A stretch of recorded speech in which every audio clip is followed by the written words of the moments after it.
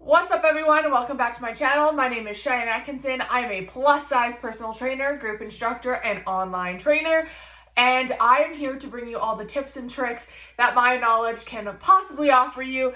And up first is 10 ways to see success and get your goals that have nothing to do with the scale. Okay, so a lot of my clients are hell-bent on that number on the scale, whether they're gaining, whether they're losing, maintaining. It seems to be the only way that they like to measure success.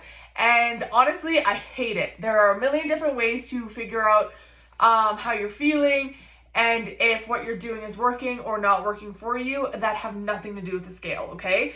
So I have my notes here. I'm going to check back and forth just so I remember kind of what I'm saying. And then, as always, if you have any questions, comment them below, and I'm happy to answer them or do a follow-up video to help you guys as much as I can, okay? So the first thing that I have on my list is find an activity or workout you have always wanted to try or you actually enjoy. So I find something that my clients or previous people that I've worked with, like prior to working with me, they find themselves, let's say they hate lifting weights or whatever the case might be. They're told, like Google tells them that they have to be doing that to lose weight. So that's what they're doing. So they're miserable doing it and they hate doing it, yet they think that's what they need to do. Okay. So my biggest tip is find something you like to do. Okay. Especially when you're first starting out, it can be very overwhelming to start a new routine, to get everything settled in. So if you like yoga, start by doing yoga.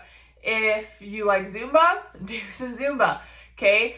Another trick that I have is start slow. Okay. So there's no need in hell to go and start doing a 7-day workout week to try to lose weight. Okay. That's actually probably going to do the opposite of what you're wanting it to do. So starting slow is the biggest thing. Like if you've never done anything, start by going for a walk 3 days a week.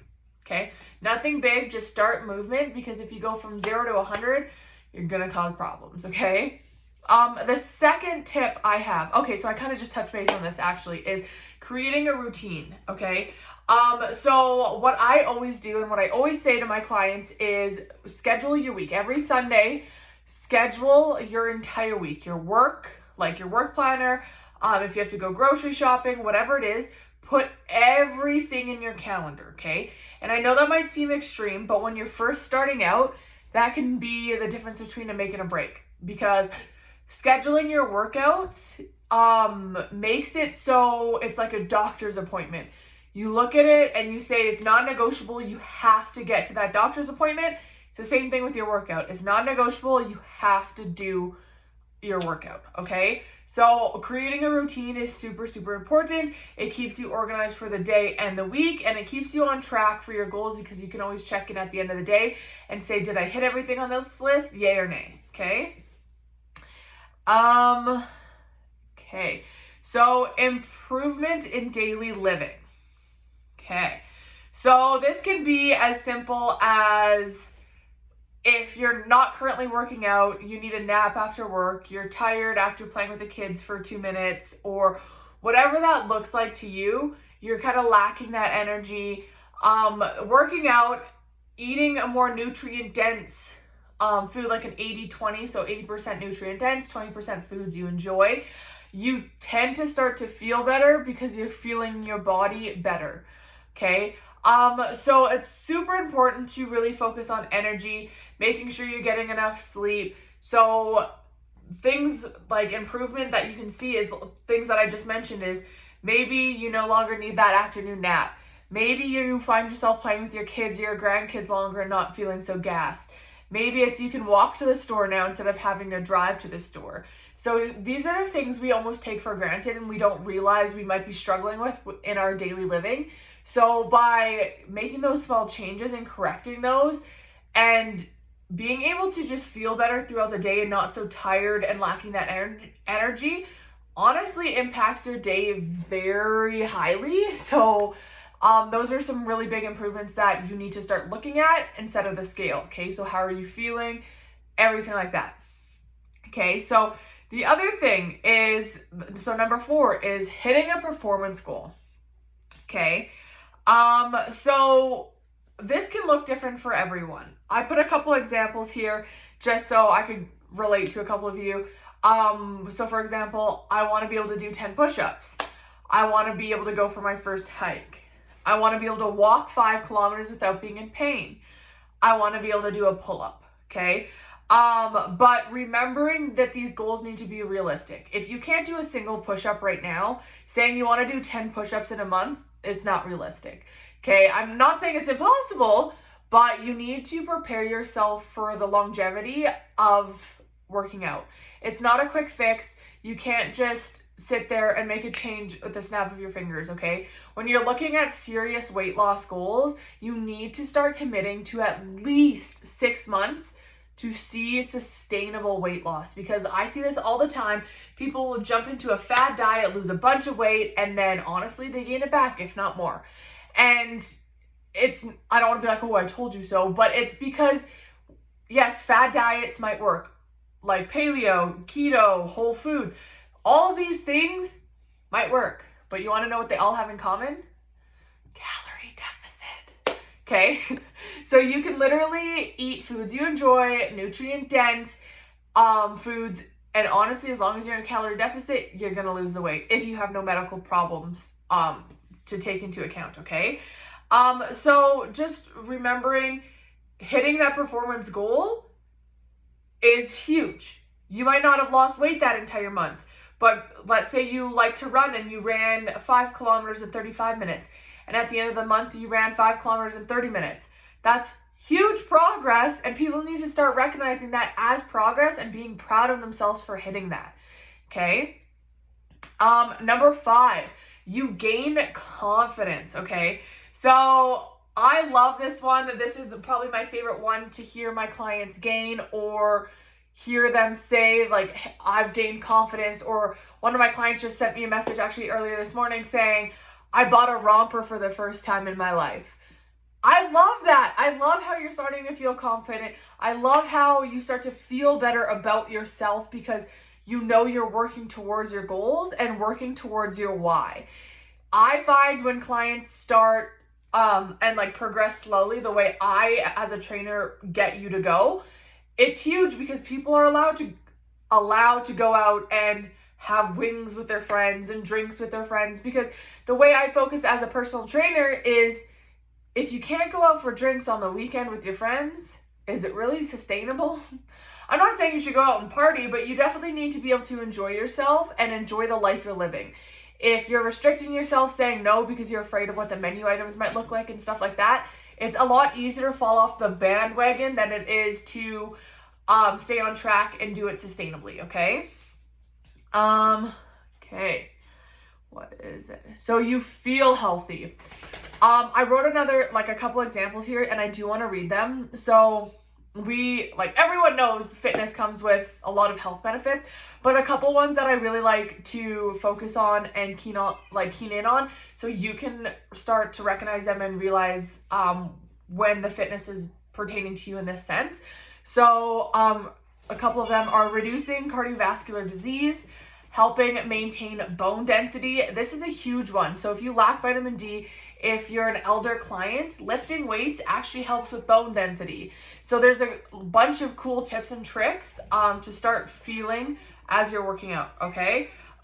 You have a decrease in falls as we age, increasing sleep habits, decreasing some mental health disorders. This is also a really important one to me, is because it is scientifically proven that working out for a minimum of 15 minutes a day can drastically change your mental health. Okay, I'm not saying it can cure you and you're fine or whatever, but it helps you feel better throughout the day because of everything that's put through your body, endorphins and everything like that while working out. So it kind of changes everything for you. Increase in energy levels. I mentioned this earlier. You're feeling better throughout the day. You might not need to nap. You might not need to take a rest when playing with the kids, stuff like that. Another really cool one is something that a lot of people don't realize fitness helps with is making sure you go to the bathroom regularly. I hear this a lot that, I'm constipated, oh this, oh that. And yes, if you don't work out, if you eat more unhealthy foods instead of nutrient-dense foods, you're going to kind of back up your flow a little bit. Working out actually helps you release that flow. So, and that's a really cool one too. I could obviously go on for days with these, but I just like to track everything. So track everything if you're female, like your cycle, your energy levels, your mood over time, anything you're feeling, write it down, because I love looking back at that. For me and my personal journey is seeing how I felt in the beginning. I was tired, I was napping, I was angry, like all the emotions, all the things I wrote down, and now being able to look at it 2 years later and seeing how I'm feeling and how after working out it changes my mood and everything. It's honestly amazing, and it changes a lot of things in your life. So I definitely suggest keeping a journal and tracking everything that's changing in your body, okay? Number 7, your clothes are feeling better. So they're feeling looser, they're not as tight, you feel more confident. You can go buy an outfit that you like prior to losing weight or feeling better you might not have bought. So keeping track of how your clothes are fitting. You might not be losing weight, but you might be losing inches, right? Okay, so number 8, envisioning your goals and talking about them. Have you ever meditated or went for a walk by yourself and just been with your thoughts? I know it kind of sounds silly, and I know a lot of people are like, not my thing, but even sitting down for 10, 15 minutes every Sunday, writing down your goals, writing down short-term, long-term goals, and having a plan to get there is so empowering, okay? Once you start envisioning your goals and then they start happening for you, things around you just start to change. Number 9, you no longer feel the need for excuses. This one's huge for me, and I'm going to be honest with you guys. I was the queen of excuses when I first started. I'm like, I'm too big for this. I'm too tired for this. I have hypothyroidism, so I'm always like, my hormones are making me so tired. I don't need to do this. Whatever the excuse was, I probably said it before. So once you start seeing success and you start feeling successful and you start seeing changes, that's when things start to change, okay? So the longer you commit, obviously, the more you will see change in you, whether that's emotional, physical, mental, any of that starts to change and you start to feel different. You no longer feel the need to push off a workout because you're tired.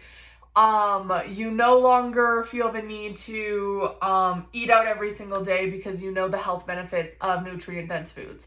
Stuff like that. Like, you just don't find the need for excuses anymore.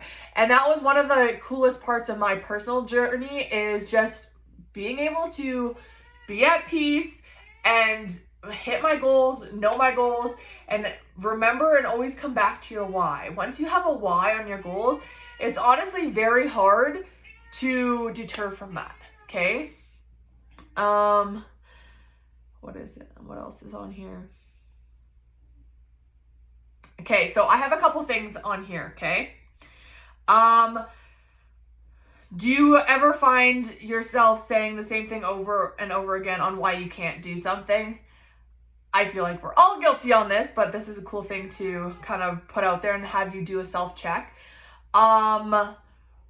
Have you ever told yourself you can't do something because of your weight, or you're identifying as a fat person? Something that I do all the time is saying, wow, that's crazy, or it's crazy I've lost this much weight. Stop saying that, because it's a way of saying you're not worthy of the accomplishment you just set out and hit. Okay, so stop saying that, wow, I'm surprised, wow, I'm crazy. No, okay? And then number 10, you are having better sleep. Sleep is so underrated. You need between 7 and 9 hours of sleep every single night because it helps your muscle repairs, metabolism, hormonal functions, and a bunch of other things, okay? So lack of sleep can actually really harm your fitness goals because you're not giving yourself your body enough time to rest and recoup from what you just did. Okay, so sleep is super important, and when you start to realize you're sleeping better, you start to feel a hell of a lot better, okay?